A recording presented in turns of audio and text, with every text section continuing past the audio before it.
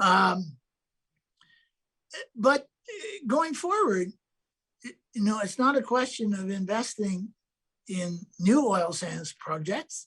It's going to be a question of investing to make the production of oil and gas more GHG efficient, right? That requires big investment.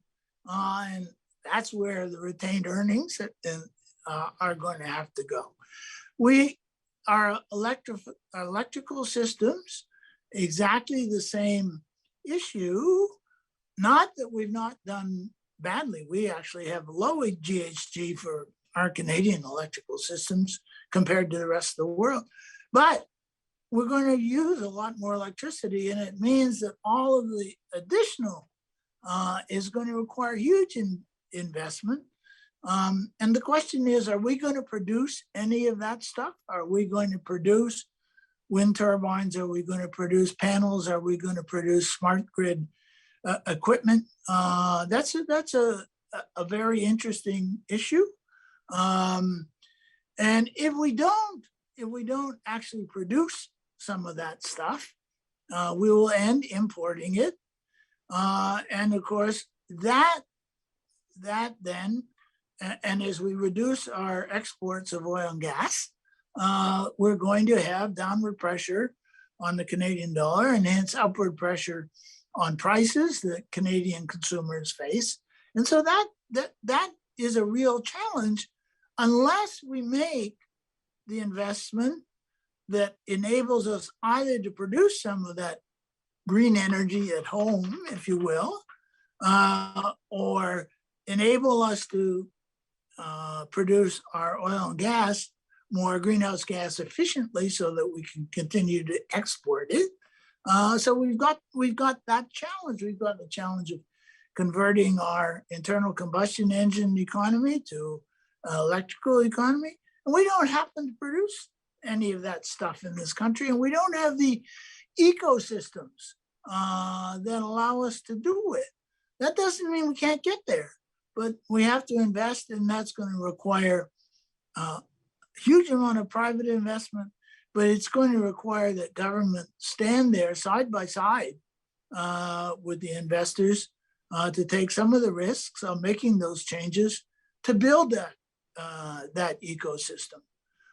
And I hope we can do it without a lot of trade restrictions, which I think is a big worry for all of us, that in order to force the building of domestic ecosystems, that we will break down the international trade system. Can you elaborate a bit on that? Just in terms of what specifically for Canada, what trade restrictions will mean for us in terms of building up that infrastructure? What are you most concerned about? Well, I mean, just look at it. Take something simple that everybody in Toronto is well familiar with, and that's the conversion of our automobile parts and assembly industry from basically an ICE-based industry to an electricity-based industry. And that's a big challenge, right? And it's a big challenge that's going on at the same time as it's happening elsewhere. So the easy thing to meet the government's GHG targets is to import the electric vehicles, import the batteries, import the electric motors, import the electronics that goes into it. Well, that's all very nice to say. That's easy to do, but you got to pay for those imports somehow. And so in the end, then we would continue to have an ever greater current account problem going forward. So in the short run, governments are going to have to stand by, stand with, or whatever the right expression is, firms in supporting the building of a transportation equipment ecosystem that enables us to fill in Canada some of this demand going forward. And that's why I say it's major investment. It's not that it's impossible to do. It's going to require, I think, some government subsidy, which I think is probably better than tariffs for protection. It's going to require us working with the Americans, which is going to be very tough as we build these systems.